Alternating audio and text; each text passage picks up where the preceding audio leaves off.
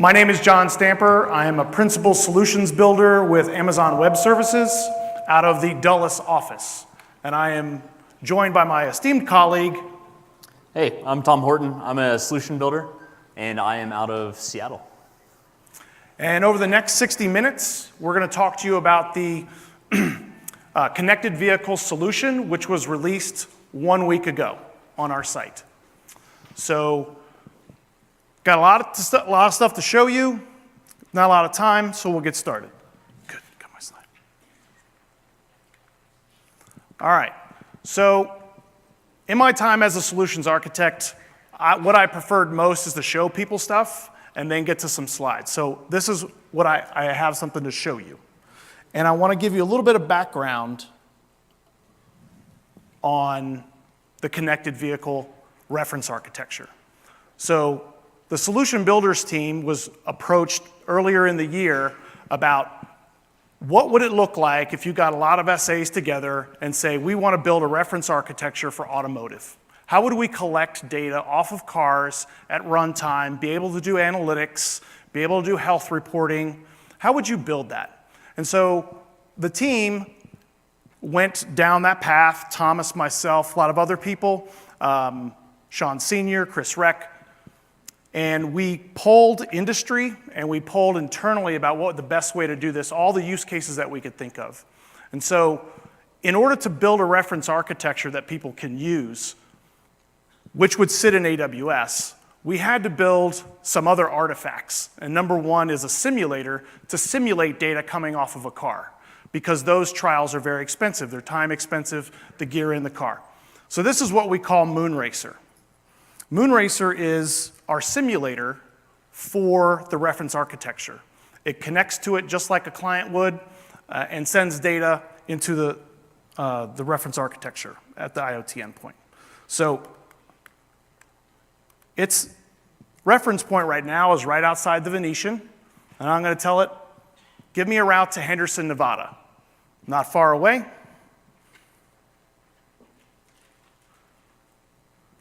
Using integration with Mapbox,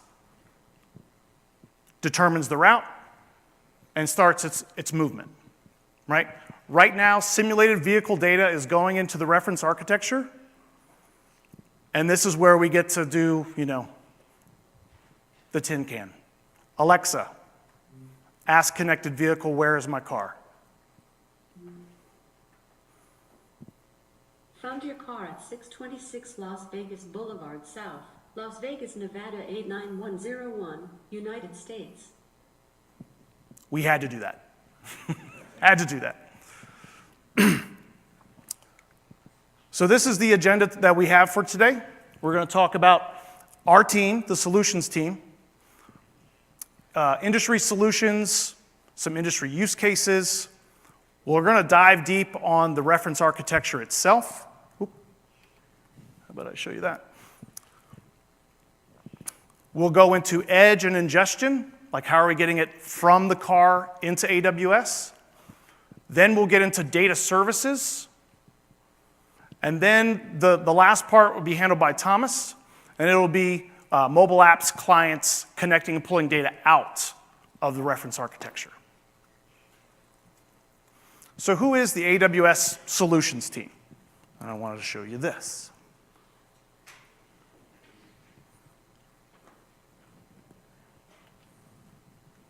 This is our publicly facing page. If you're not aware of the AWS Solutions team, I'm so glad that you're here today. It's a team I work on, it's a team that Thomas works on. We produce solutions on AWS with native AWS services. Clear answers to common questions. If you want to know how to get there, https aws.amazon.com/answers. That's where we have 24 solutions today that you can download and run on AWS. They come at no additional charge to you other than the use of the services themselves. And 1 week ago, we added a new solution, connected vehicle. So if you want to know how you get your hands on the reference architecture, it's located at /answers under IoT, we offer a graphic. You'll get an implementation guide. Our deployment vehicle is always, to date, has been CloudFormation. It's very deterministic. You launch the architecture in AWS, you'll have it. We've done this many times. It takes about 6 minutes for the reference architecture to load and be ready to accept data.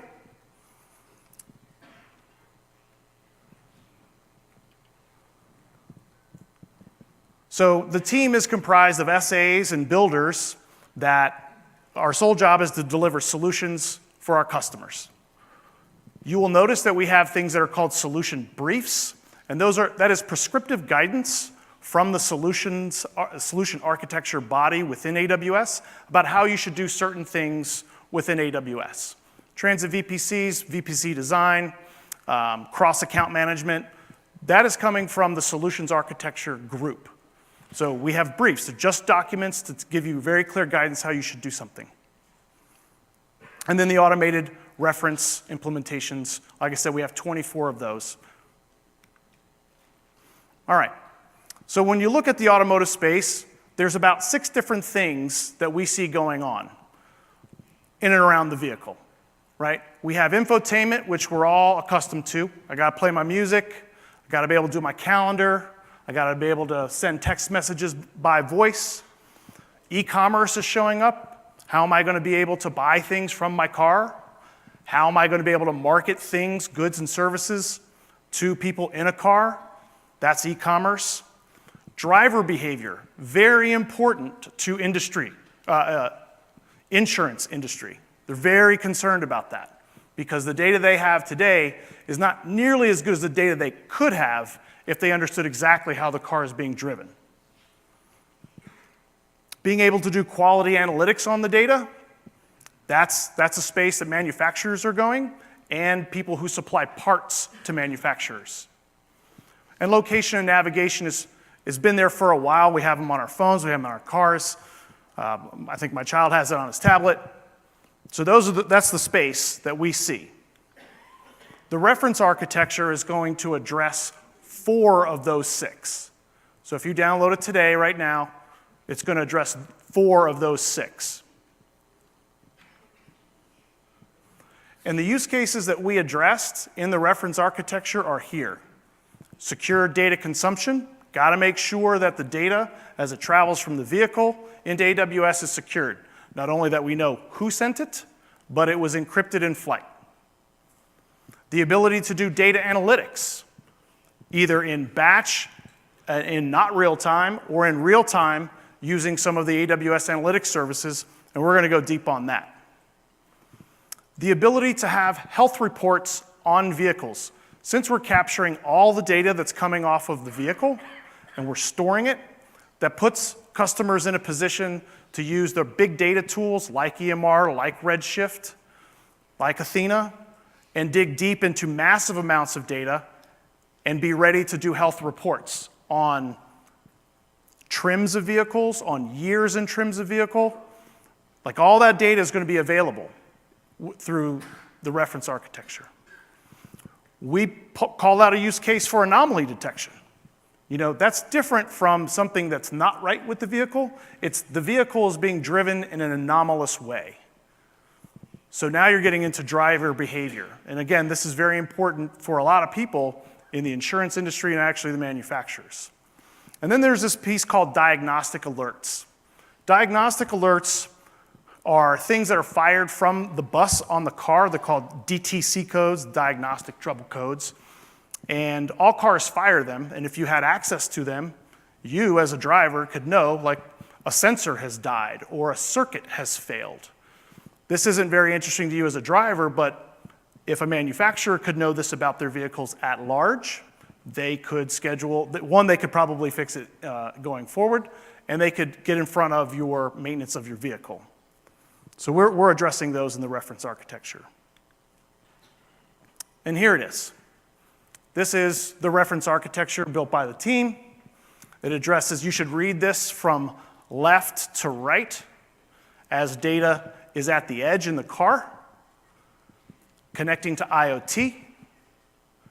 From IoT itself has the rules engine, which I'll get to, for routing of messages. All data ends up in some data services, S3, Kinesis, and Dynamo. And on the far right, we also built an interface for the reference architecture through API Gateway. And that's what Thomas is going to talk to you about. So we have data coming in from vehicles. We have a way to route that data coming into AWS to its various microservices. And then we have how would I build on top of it and make a better consumer experience because you're participating in this architecture. So what are some of the benefits of this? Like why would I do this, right? We cut this into the left and the right. Number one, it's serverless. And that's one of my favorite things. I think that's the future. If I can build anything in a serverless way, that's the way I want to go. Because I save on licensing costs, and I don't have to do the patching and management of the OS itself. Like it just allows me more time to do the stuff that really matters. Number two, all the services are the managed services, right? IoT is a managed MQTT broker service. Kinesis is a managed streaming service. S3 is a managed object store.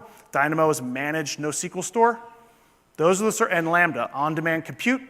Those are all managed for you. You'll notice in the architecture that's microservice-based. And so when I talk to customers about this is you will clearly see the way we are designing a microservice. Things come into the rules engine. We create a rule for a certain sort of data coming on an MQTT channel, and they will filter it to the anomaly portion of the architecture. Or we're doing driver scores. Whole team could just support driver scores.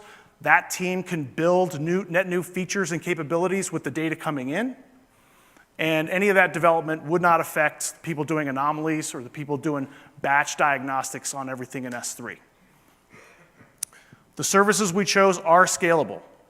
IoT, Dynamo, Kinesis, and it's event-driven, right? That's nice. All the data sort of moving in one direction. So, what's nice about it is there's no servers to patch. As things change, and this is what happens, is say, hey, you know what, I want to do this reference architecture. I want to do this car thing. Fleet management, maybe that's the new thing I want to do. You're going to start off with a certain customer set. And as time goes by, you're going to get more customers. So you got to be able to turn the dials up. You can do that with Dynamo through the console. You can do it through any of our SDKs. Lambda's going to fire at runtime. And then the Kinesis streams you would be able to dial up.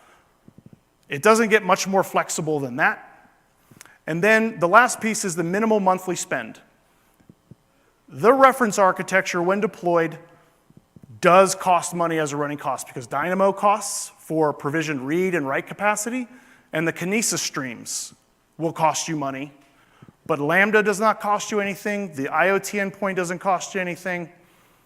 It's about as low budget as you get to start, right? Here's another way of looking at the architecture, right? Start from the bottom and read to the top. At the bottom, we have the vehicle itself, the hardware on the car. You'll see Greengrass and X509 certificates. PKI is just not going to go away. And we use that to connect to the IoT service, but notice that there's the mobile carrier in between, right? There needs to be a path to the internet and to AWS. We don't control that. We're not in that business. But once you reach IoT, that's the next layer. The protocols that we use are the ones compatible with IoT, which is HTTP, MQTT, and WebSockets. And then the next layer is what we call the ingestion layer. That's really our IoT service. It has a registry gateway, the rules engine, the idea to have shadows of things, like everything represented can have a shadow state within AWS, and you can read that data and change that data within AWS. Then you get into the data services.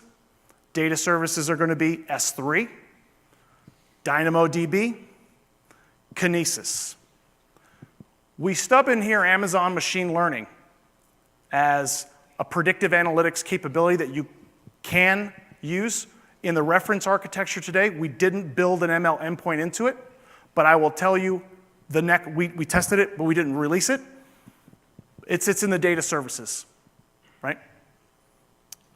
And then there is the application services, notifications, SNS, SQS. How do I alert? How do I make sure that we're seeing things at runtime? How does someone get that information? Those are the application services. Sitting at the top now, if I want to build a mobile app that deals with my cars, I can have a better user experience, people can interact with their vehicle, that's at the top with the mobile apps. They're all going to deal with the API gateway. API gateway is, we believe, very scalable service to handle all those calls, and it has the permissions to go inside of the reference architecture and pull that data. Yes? So this is currently one-way communication from the vehicle, not to the vehicle, correct? So thank you very much. I'll answer that right now. So since we're using IoT, data comes in. The vehicle publishes data to certain channels within the broker. It also subscribes to channels on the broker. So because we're using IoT, we can an alert will fire off the vehicle, come in, we can detect that, turn around and take a human-readable form of that error, put it back on the channel the car is listening to, and in the in-vehicle infotainment display, you will see, hey, circuit 45 failed, or whatever the exact wording is. So to be able to trombone and get things back to the car is native to this reference architecture. All right, the edge and ingestion, Greengrass and IoT. So that's this portion of the architecture.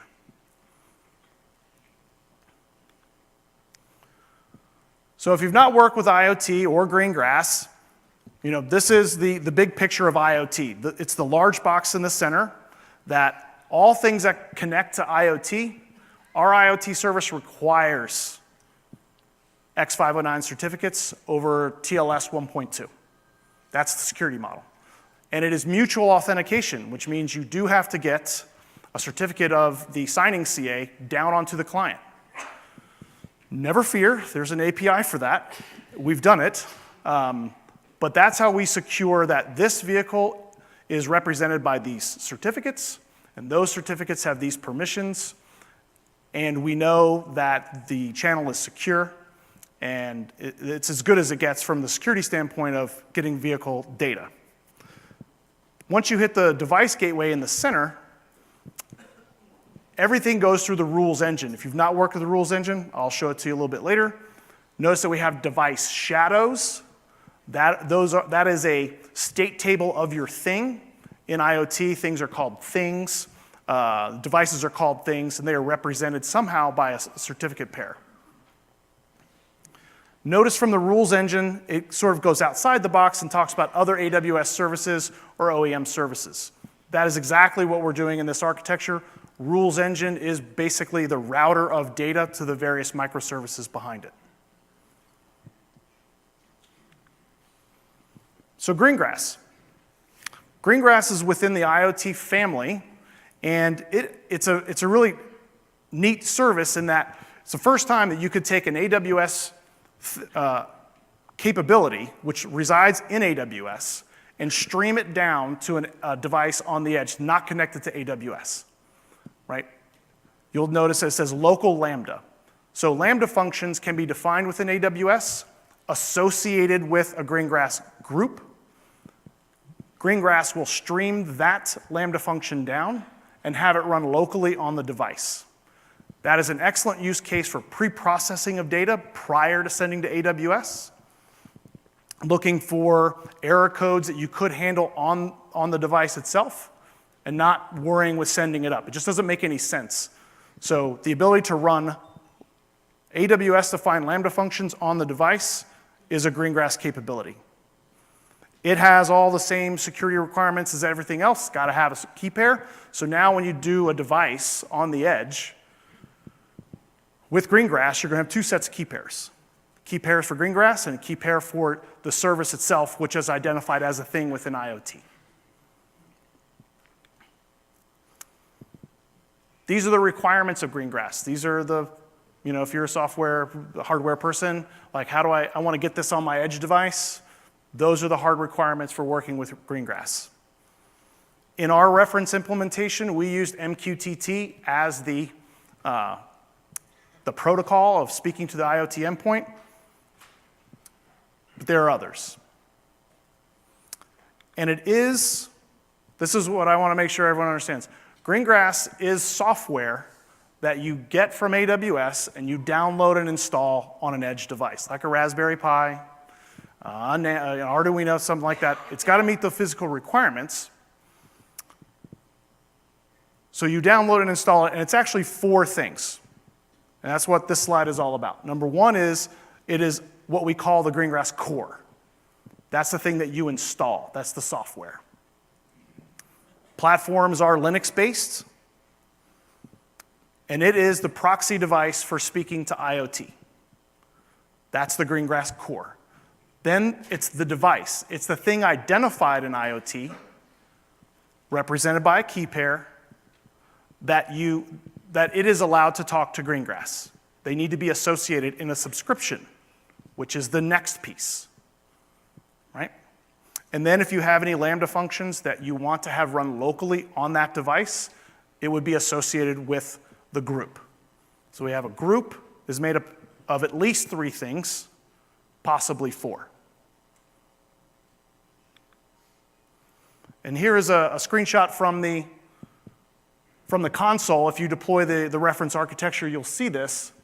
And what this shows is Greengrass is being the proxy that says anything, if the source is coming from telemetry thing identified there, and that's actually the VIN of the vehicle, and its target is the IoT cloud, put it on that topic, connected car / and then pound symbol. That means anything after that is fine.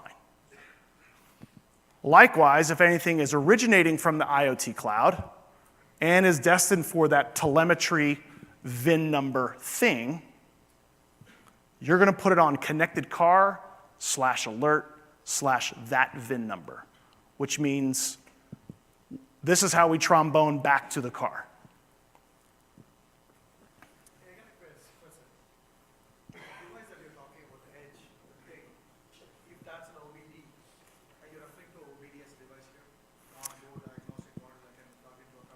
Yes, we are. If I don't know what you're doing at 1 o'clock today. The question was, am I talking about OBD? And the answer is, in our trials, yes, we are. We actually, in order to test the reference architecture, we built a simulator called Moonracer. Thomas and his team, they built a companion mobile app. He's going to talk to you about that. But the other thing we did is we built an in-vehicle kit, and that was based on parts that we bought off of Amazon.com, one of which was a Bluetooth-enabled OBD2 reader, right? So we have a spec to build a Raspberry Pi to connect over Bluetooth to the OBD2 and pull the data in and send it up. At 1 o'clock today, AMF302, not to give a plug for the other show, but at 1 o'clock, the workshop is based on this reference architecture. Everyone deploys this. Myself and another person are going to be in a car, streaming the data off the car, sending it into AWS, fanning it out to all your accounts, and you'll build 3 more use cases on top of the reference architecture. So the Greengrass goes into the Raspberry Pi model that you built. yes. On a typical commercial implementation of that, OBD will have to host the Greengrass and the Lambda architecture on it. The mini Lambda service that you talked about. Is that right? I don't fully understand the question. Can we take it offline? Okay. So what are the channels? Like out of the box, what are you going to get? Right? These are the 4 topics that the car will publish to. Notice that the VIN is stubbed in for every single one. That way we know no one is getting crosstalk. So OBD telematics goes to a telemetry / VIN. Vehicle trip information, which is routinely sent up, is at a different channel. Diagnostic trouble codes goes to DTC / VIN. And vehicle provisioning is a channel. It only happens one time when you initialize, or what we call provisioning the edge. That's a one-time thing, really not used afterwards, but we need it for setup. Yes? Do you have the ability to add topics in MQTT channels? Absolutely. Absolutely. So these are the channels that we created for the reference architecture. When you look at it, and I'll get there in a second, we cut out a couple use cases. Let's do some analytics on data in real time. Let's find an anomaly, let's find something that's not right. Let's do a driver score. Let's be able to tell a driver about diagnostic trouble codes. That's what we came up with, but it's not the answer for how you should do this exactly. It is, here's a foundation. In 6 minutes, you can have this running in AWS. You can connect your cars to it, send the data, and then build upon it. Yeah? Yeah.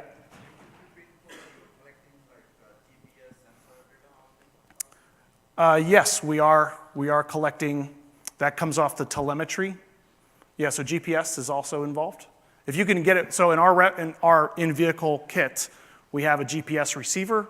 We read off that serial bus, turn around and send it through MQTT.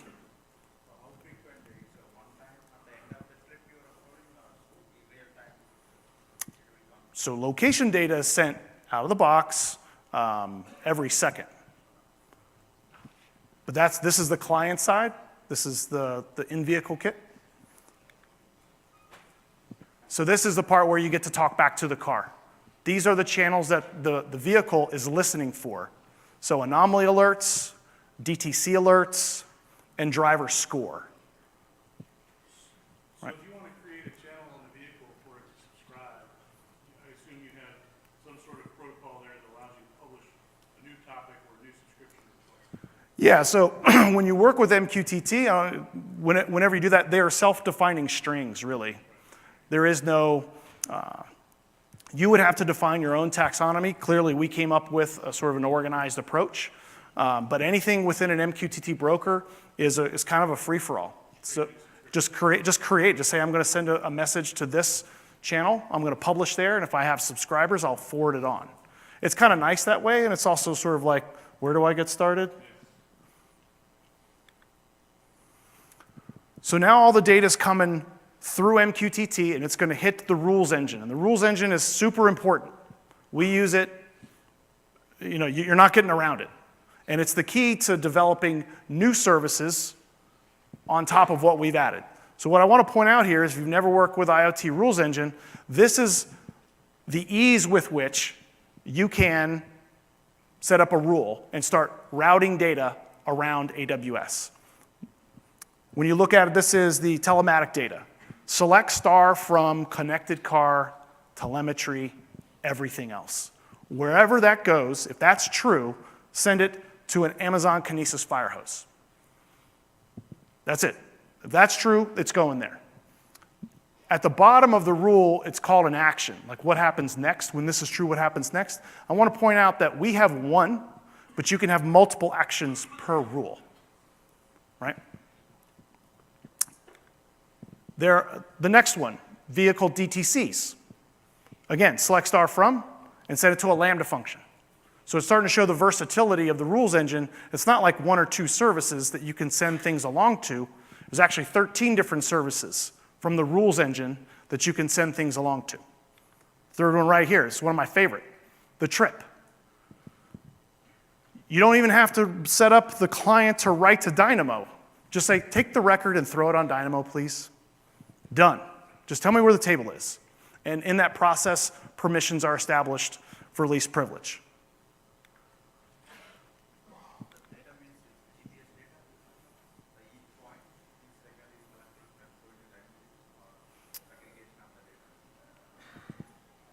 So you're asking, where does the GPS data go?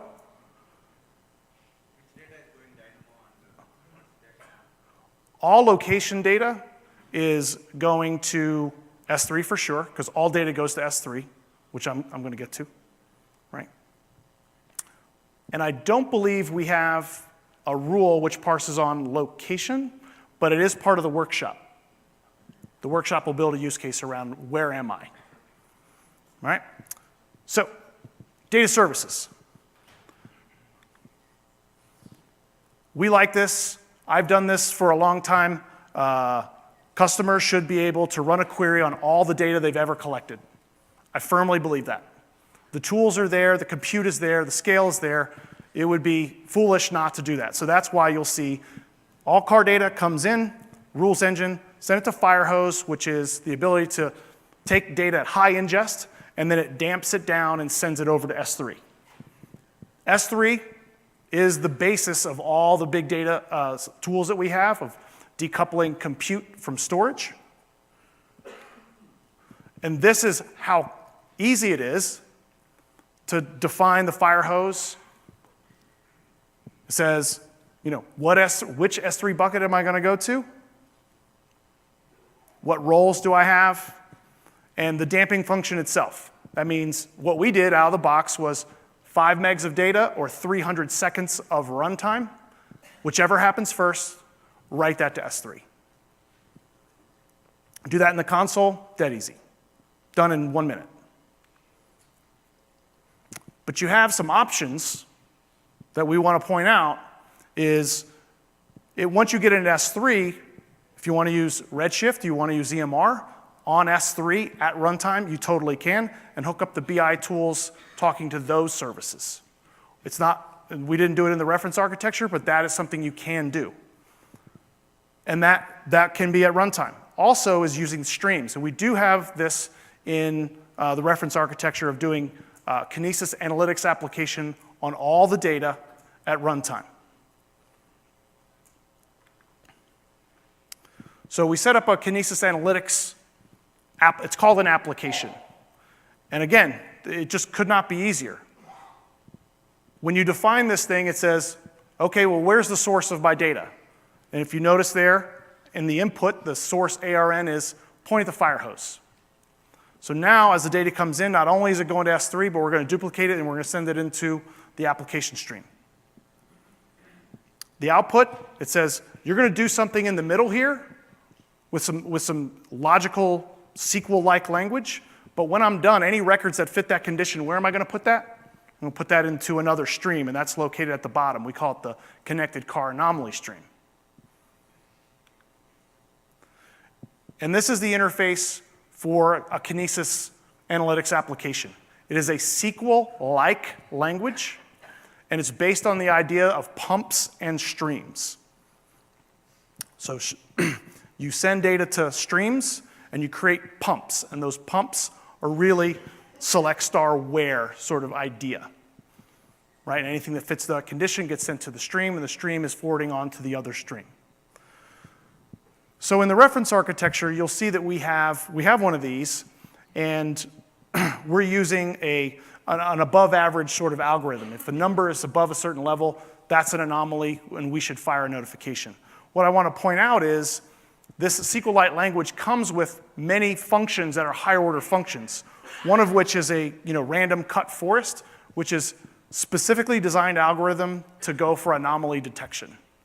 If you've ever worked with that thing, and certainly we worked with it, it is, when you're working with simulated data, we could never get a good beat on the numbers, but it totally works. Actually, some Amazon people developed the paper that got behind random cut forest, but that and many other higher order functions that you simply can call from within your application are available to you.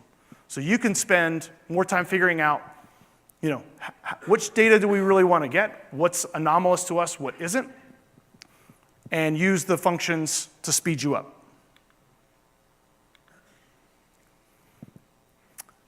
And then this piece right here is the other example, which is I'm coming off a rules engine and driver safety score, right? So this is where comes in and we say, if I got a trip is completed, we want to develop a driver safety score. We send that over to Lambda. Lambda takes all the data for the trip itself and runs an algorithm on it, places it back on the channel that the car is subscribed to, and you get a driver score. We pointed out here that machine learning is an option here. So this is where data at scale or data aggregation, you can start seeing the potential to start predicting when accidents could happen. or someone's going to be in an accident because they drive really fast or they accelerate really hard, they brake hard, they make tight turns. All that data is available. And at scale, you can start seeing some, well, this driver is basically unsafe. And when we look at all the other drivers that sort of look like that driver, they always get 80% of the time they're in an accident. And that's what our machine learning analytics, or machine learning predictive analytics service offers.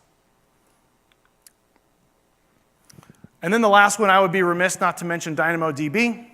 It is our favorite back-end store for data. Schema lists, scales, turn it up, turn it down. Many times during the development of the reference architecture, the data that we were sending through the architecture was changing. And it was just so nice to be like, yeah, just change it, let's go. It's going to land in Dynamo, it'll be fine. As long as we're not changing indexes or sort keys, which we figured out very early that we weren't going to do much of that, we really like Dynamo. And so in the reference architecture, you deploy this, you're going to get 6 tables. And they come out of the box with these read and write capacities. You are welcome to change them at your leisure. This is what we came up with.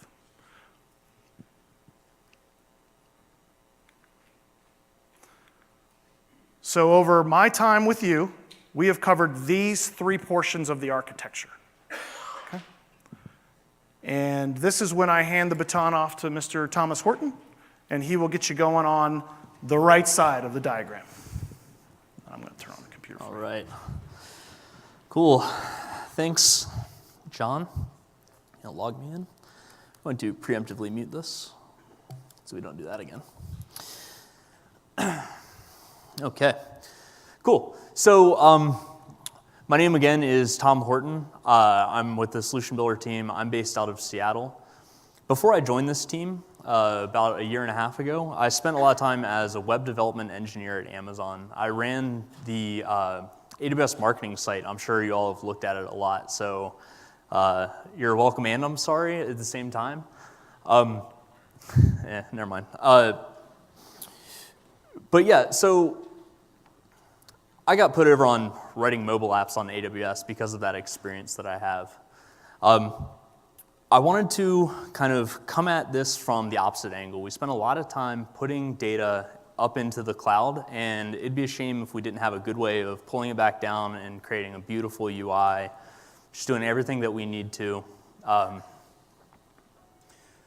make a rich customer experience. So we've been looking at this all day. We've made it to the end. I'm all the way around the right. It doesn't take up a lot of space on this thing, but I really think that your microservice is only as good as the API that allows you to interact with it. This is very important for me, especially as a web developer or someone with that background, that I need to be able to work with all those things in a consistent way across whatever platform I'm developing on. The way we did that is all through Amazon API Gateway. Coupled with Lambda, you get a fully managed, scalable API. You know that it is going to scale with all the traffic that you throw at it.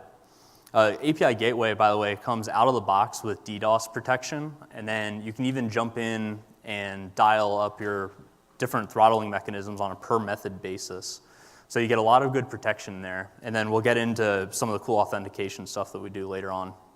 But the combination of API Gateway and Lambda is a real winner for getting any sort of applications up, if it's a web app, a mobile app, an Alexa skill, even a backend service. All routing it through API Gateway means that you're doing it the same way across all your different things.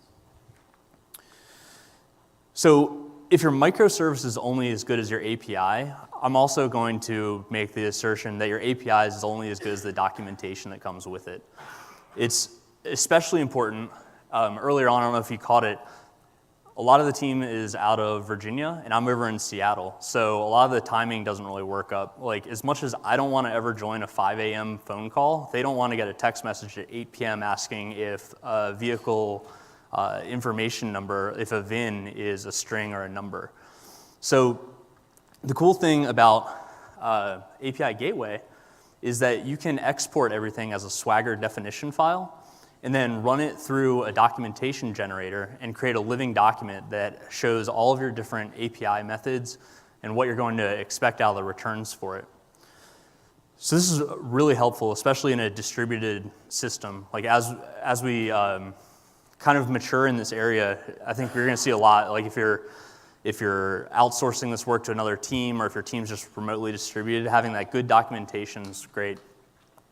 What this allows us to do, though, is, or another feature of API Gateway, is that you can roll out separate versions of your API. So as our developers, everybody over in Virginia is working on the back end, they have new features coming out, new ideas of what the things are, I can still continue targeting my V1 of the API and develop. They can launch V2 and my features aren't broken. I can then finish up what I'm doing, go cut a new Git branch, and then start doing the migration over to V2, or just so on like that. So it's like a really clean way of doing it. If you're in a situation like this where you're a little constrained, yeah, this would be great. Like your iOS app can be running on V2 of the API while your web app's down on V1 until you get ahead over to go work on the next thing. It makes it real easy to go. So I created an HTML5 application. I'll show you in a second. I picked HTML5 in the web-based apps for two reasons, kind of. The first is I'm a web developer. Like, you know, if you've got a hammer, everything looks like a nail. So that was the easiest thing for me. I wasn't going to teach myself Swift to get through this thing. The second reason is that, honestly, it doesn't matter what I'm using because I'm just using the SDK that we're defining. So if our team didn't have a web developer and we just had an iOS or Android engineer, then she'd be up here giving you the exact same presentation, just with a couple of different names thrown in there. So I think we're asleep. I want to run over here and just kind of spin up the application, show you what it looks like, and then I'll explain some of the things that are going on.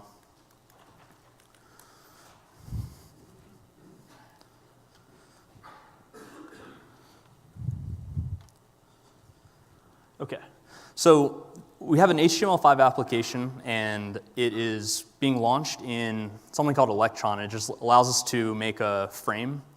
So it's windowless.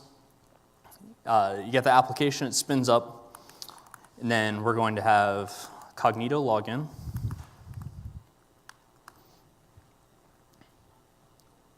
Should jam out, and then we end up over in our UI.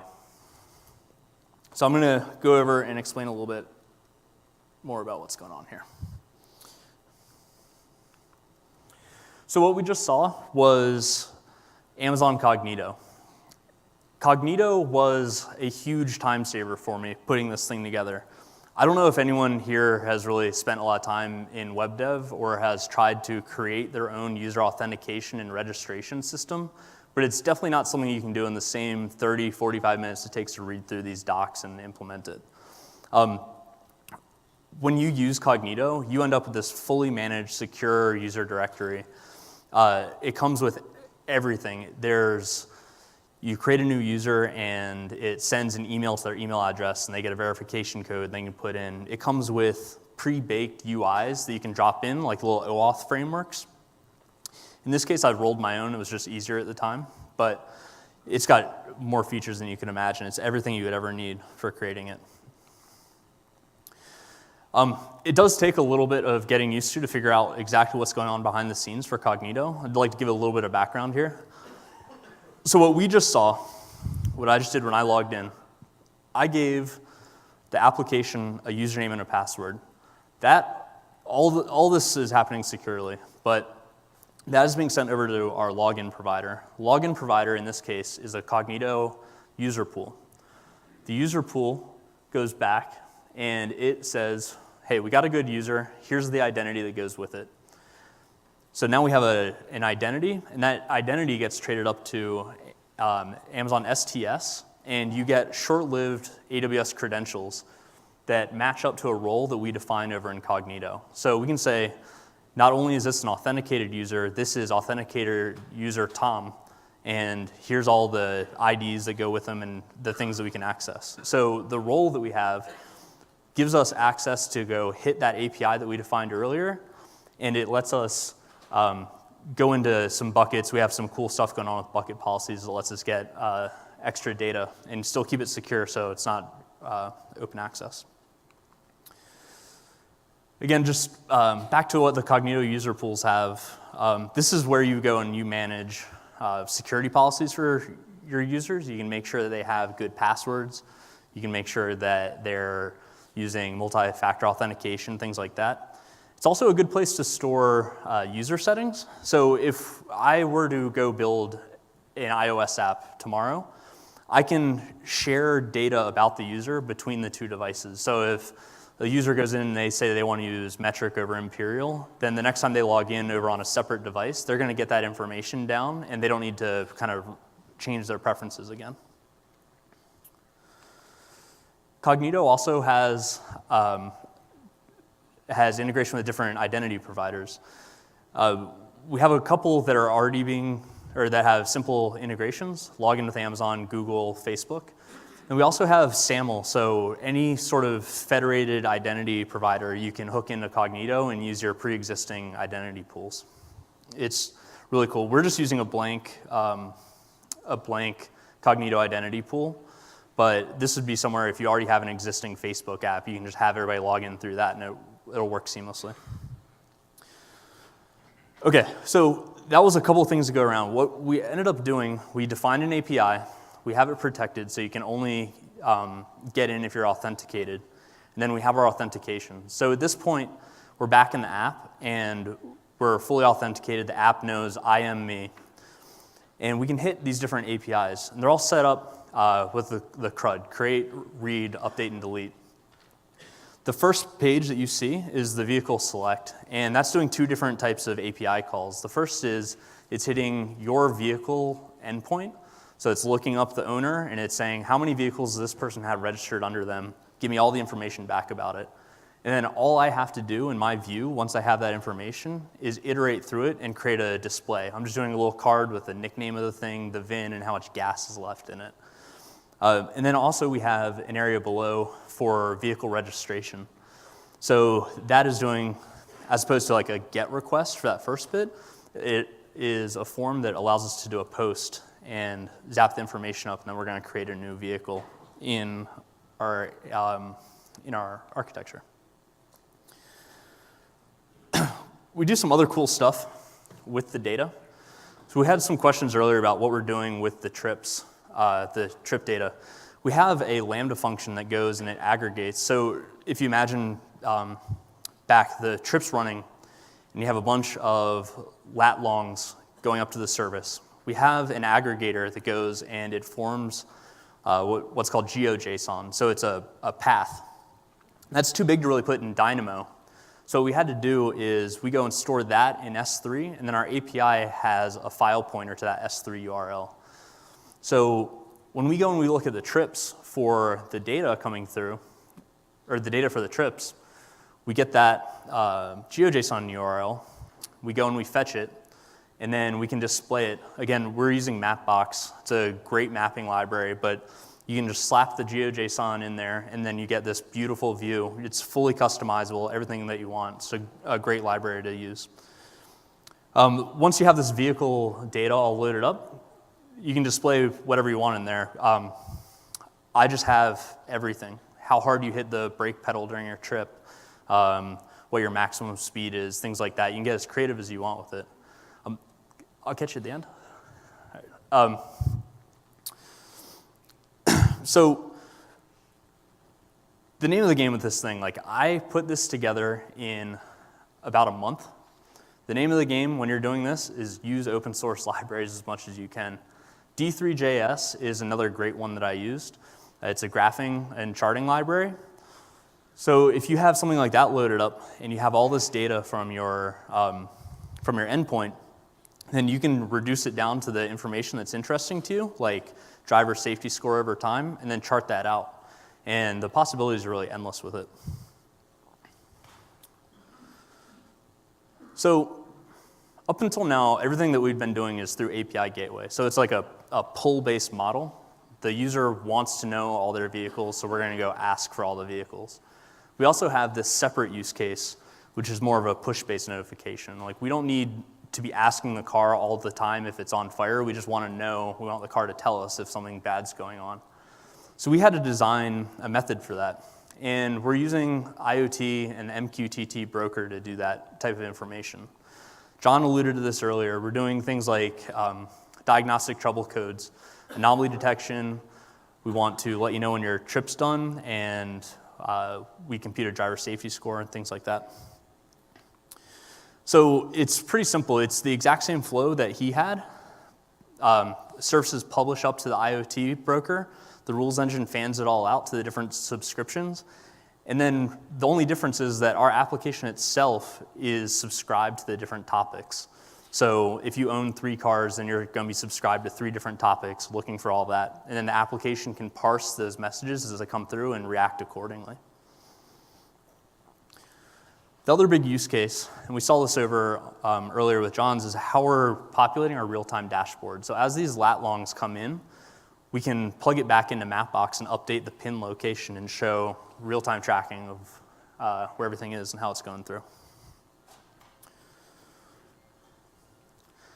Okay, so the next part I want to talk about is just building an Alexa skill. So what we've done so far is we've created an API gateway, and the API is really a framework for creating on this application and creating clients of all different types. So we kind of went through a couple different stages in web development or UI. So there was the desktop phase, and then we're into mobile, where everybody needs to be able to make responsive applications or work on their iPads, things like that. And we're in the beginning of an era of speech. Personally, I just like to think that my house is like the USS Enterprise and tell all the lights to come on, things like that. But it's just how people are getting used to interacting with things. And people think it's a lot less weird now than it was last year, and it's only going to get more mainstream. So we've created an API. And then if you want to create one of these Alexa skills, the cost of doing it is super cheap. We already have an API that is going to let you know all the information about your vehicle. All an Alexa skill is another Lambda function behind it. So you can hook up this Alexa skill to go speak to your API and pull everything out. The Alexa skill itself doesn't need to know any of the business logic. It's just a quick interface into your reference architecture, just like anything else. All right, we made it. Just want to talk to you again about what we've covered so far. So we started all the way back at that ingest layer. We started on the vehicle itself and how we're zapping data up into the cloud. Once it's up there, we do a couple of different things. We can take all that information and we can store it, we can transform it, we can analyze it. And then once you have all that done, you got to show it off somehow, and that's through your APIs.